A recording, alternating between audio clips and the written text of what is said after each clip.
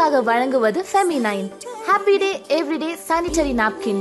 வெளியீடு வம்சம் fertility and health care.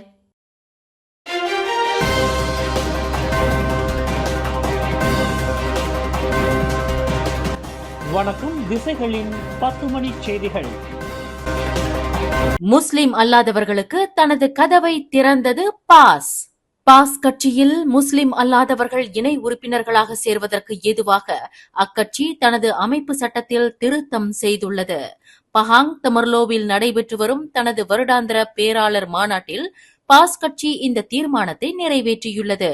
மாநாட்டின் 2வது நாளான இன்றிரவு முன்மொழியப்பட்ட இத்தீர்மானம் பேராளர்களின் ஒட்டுமொத்த ஆதரவுடன் நிறைவேற்றப்பட்டுள்ளதாக பாஸ் கட்சியின் பொதுச் செயலாளர் டத்துஸ்ரீ தக்கியுடின் அசான் அறிவித்துள்ளார். பாஸ் கட்சியின் நடப்பு சட்டத்தின்படி அதில் இணையக்கூடிய ஓர் உறுப்பினர் முஸ்லீமாக இருக்க வேண்டும். தற்போது நடப்பு சட்டத்தில் திருத்தம் செய்யப்பட்டதால் முஸ்லிம் அல்லாதவர்கள் பாஸ் கட்சியில் இணை உறுப்பினர்களாக சேர முடியும் என்று தக்கியுடின் அசான் விளக்கினார். அதேவேளையில் எந்த ஒரு சமயத்தையும் சாராதவர்கள் பாஸ் கட்சியில் இணை உறுப்பினராக சேர முடியாது என்பதையும் அந்த தீர்மானம் வலியுறுத்துவதாக தக்கியுடின் அசான் குறிப்பிட்டார். பாஸ் கட்சி தலைவர்கள் பெண்களுடன் கைகுலுக்கும் சம்பவங்களை அடிக்கடி காணும் சூழ்நிலையில் அவர்கள் மீது எந்தவொரு நடவடிக்கை எடுக்கப்படாமல் இருந்து வருவது குறித்து பாஸ் கட்சி மாநாட்டில் அதன் உறுப்பினர் ஒருவர் வருத்தம் தெரிவித்துள்ளார். சில தலைவர்கள் கரவோக்கே நிகழ்விலும் பங்கேற்கின்றனர். ஆனால் அவர்களின் நடவடிக்கைகள் பாஸ் கட்சியின் உலாமாக்களால் தற்காக்கப்படுகின்றன என்று அவர் ஏமாற்றம் தெரிவித்தார்.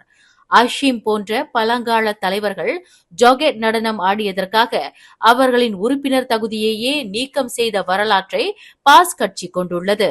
ஆனால் தலைவர்களின் இத்தகைய செயல்களுக்கு தற்போது எதிர் நடவடிக்கை எடுக்கப்படாதது பெரும் வருத்தத்தை ஏற்படுத்துகிறது என்று பர்லிஸை சேர்ந்த பாஸ் பேராளர் முகமது சைவிசி ஜைடோன் என்பவர் வாதிட்டார். பாஸ் தலைவர்கள் எப்போதுமே மற்றவர்களுக்கு ஒரு முன்னுதாரணமாக திகழ வேண்டும் என்று அந்த பேராளர் வலியுறுத்தினார். Global Ikhwan service and business holding நிறுவனத்துடன் தொடர்பு படுத்தப்பட்ட 20 சமூக நல இல்லங்களில் உடல் ரீதியாகவும் பாலியல் ரீதியாகவும் துன்புறுத்தப்பட்டதாக கூறப்படும் 402 பிள்ளைகள் மீட்கப்பட்ட சம்பவமானது 6 மாத காலம் மேற்கொள்ளப்பட்ட உளவு நடவடிக்கையின் எதிரொலியாகும் என்று போலீஸ் படை தலைவர் தான் ஸ்ரீ ரசருடின் ஹுசேன் தெரிவித்துள்ளார். அண்மையில் சமூக வலைதளங்களில் global Ikhwan service and business holding நிறுவனம் பற்றி தகவல்கள் பரவலாக வெளியிடப்படுவதற்கு முன்னதாகவே குறிப்பாக சம்பந்தப்பட்ட நிறுவனத்தை கடந்த 2011ஆம் ஆண்டிலிருந்து போலீஸ் துறை விசாரணை செய்து வந்ததாக ஐஜிபி விளக்கினார். அதேவேளையில் இவ்விவகாரம் தொடர்பில் கடந்த 6 மாதங்களுக்கு முன்பு கூட தவறான சமய போதனைகள் மீதான ஆய்வியல் மையத்தின் பிரதிநிதிகளை தாம் சந்தித்து பேசியதாக தான் ஸ்ரீ ரசருடின் விளக்கம் அளித்துள்ளார். உணவகங்களில் ஹலால் சான்றிதழ் கட்டாயமாக்கப்படும் யோசனை இன்னமும் பரிந்துரை அளவிலேயே உள்ளது என்று பிரதமர் துறையின் சமய விவகாரங்களுக்கான அமைச்சர் முகமது நயீம் மொக்தார் தெரிவித்துள்ளார். குறிப்பாக பன்றி இறைச்சி மற்றும் மதுபான வகையை கொண்டிருக்காத உணவகங்களுக்கு ஹலால் சான்றிதழ் கட்டாயமாக்கப்படுவது குறித்து இன்னும் தீர்க்கமாக முடிவு ஏதும் எடுக்கப்படவில்லை. அந்த உத்தேச பரிந்துரை கூட நாட்டில் முஸ்லிம்கள் மத்தியில் நிலவி வரும் அச்சத்தின் அடிப்படையில் பரிந்துரைக்கப்பட்டதாகும் என்று அமைச்சர் விளக்கினார். வடக்கு தெற்கு நெடுஞ்சாலையின் 420.2வது கிலோமீட்டரில் உலுஸ்லாங்கோர் அருகில் ஒரு லாரி மற்றும் 2 ட்ரெய்லர் லாரிகள் சம்பந்தப்பட்ட விபத்தில் 3 ஓட்டுநர்கள் காயமுற்றனர்.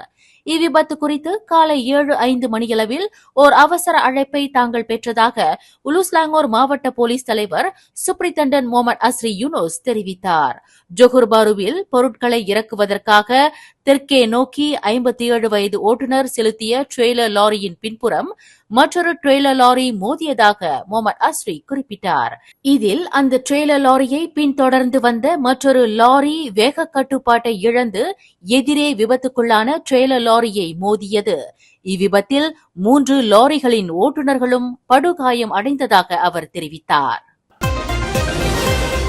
ஸ்லாங்கூர் மற்றும் நெக்ரி செம்பிலானில் உள்ள 20 சமூக நல இல்லங்களிலிருந்து உடல் ரீதியாகவும் பாலியல் ரீதியாகவும் துன்புறுத்தப்பட்டதாக கூறப்படும் 402 பிள்ளைகள் மீட்கப்பட்ட சம்பவத்தில் பாதிக்கப்பட்ட அனைத்து சிறார்களுக்கும் கல்வி வாய்ப்பை வழங்க கல்வி அமைச்சு தயாராக இருப்பதாக கல்வி தலைமை இயக்குநர் அஸ்மான் அட்னான் தெரிவித்தார். மலேசியாவில் அனைத்து சிறார்களும் தொடக்க கல்வியை பெறுவது என்பது கட்டாயமாக்கப்பட்டுள்ளது. அந்த கொள்கைக்கு ஏற்ப 402 சிறார்களுக்கும் கல்வி வாய்ப்பு வழங்குவதற்கு கல்வி அமைச்சு திறந்த மனதுடன் இருப்பதாக அவர் குறிப்பிட்டுள்ளார்.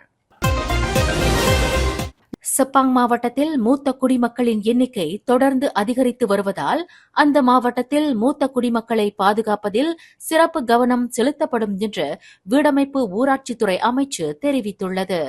செப்பாங் மாவட்டத்தில் தற்போது நகர் மற்றும் புறநகர் இலாக்காவின் வாயிலாக கவனம் செலுத்தப்பட்டு உரிய நடவடிக்கைகள் எடுக்கப்பட்டு வருவதாக அதன் துணை அமைச்சர் டத்தோ ஐமான் அத்திரா சபு தெரிவித்துள்ளார். ஸ்லாங்கூர் மாநிலத்தில் 65 வயதுக்கும் மேற்பட்ட மூத்த குடிமக்கள் அதிகமாக வசிக்கின்ற 3 மாவட்டங்களில் செப்பாங்கும் ஒன்றாகும் என்று அவர் குறிப்பிட்டார். அந்த மாவட்டத்தின் மொத்த மக்கள் தொகையில் 7 விழுக்காட்டினர் மூத்த குடிமக்களாவர் என்று டத்தோ ஐமான் சுட்டிக்காட்டினார். ஸ்லாங்கூர் பூச்சோங்கில் செயல்பட்டு வந்த ஒரு சட்டவிரோத கேளிக்கை மையத்தில் நேற்றிரவு குடிநுழைவுத் துறையினர் நடத்திய சோதனையில் 16 சட்டவிரோத குடியேறிகள் பிடிபட்டனர். 25க்கும் 47க்கும் இடைப்பட்ட வயதுடைய 16 பேரில் 13 நைஜீரிய ஆடவர்களும் 2 தாய்லாந்து பெண்களும் ஓர் உகாண்டா ஆடவரும் கைது செய்யப்பட்டதாக குடிநுழைவுத்துறை தலைமை இயக்குநர் டத்தோ ருஸ்லின் ஜூசோ தெரிவித்துள்ளார். எந்த ஒரு பயண பத்திரத்தையும் கொண்டிருக்காத இந்த 16 பேரும் குடிநுழைவு சட்டத்தின் கீழ் தடுத்து வைக்கப்பட்டு விசாரணை செய்யப்பட்டு வருகின்றனர் என்று அவர் குறிப்பிட்டார். பெருடுவா அல்சாரக கார் ஒன்று திடீர் என்று தீப்பிடித்துக் கொண்டதில் ஆடவர் ஒருவர் அதிர்ஷ்டவசமாக உயிர் தப்பினார்.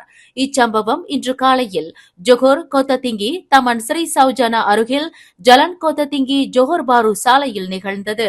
இதில் கோத்தபசாரில் இருந்து தமான் ஜொஹோர் ஜெயாவை நோக்கி சென்று கொண்டிருந்த 26 வயது நபர் சாலையில் தேங்கி நின்ற நீரை காரில் மோதியதில் கார் கட்டுப்பாட்டை இழந்து கவிழ்ந்ததில் தீப்பிடித்துக் கொண்டதாக கோத்ததிங்கி மாவட்ட போலீஸ் தலைவர் யூசுப் ஒத்மான் தெரிவித்தார். கார் ஓட்டுநரை தவிர பயணிகள் யாரும் காரில் இல்லை. இதில் கார் தீப்பிடிப்பதற்குள் ஓட்டுநர் சொற்ப காயங்களுடன் உயிர் தப்பியதாக அவர் குறிப்பிட்டார். மேலும் செய்திகளை தெரிந்து கொள்ள கீழே இருக்கும் பெல் பட்டனை அழுத்துங்கள். உங்கள் மகிழ்ச்சியை வெளிப்படுத்த லைக் மற்றும் ஷேர் செய்யுங்கள். தொடர்ந்து திசைகளோடு இணைந்திருக்க சப்ஸ்கிரைப் செய்யுங்கள்.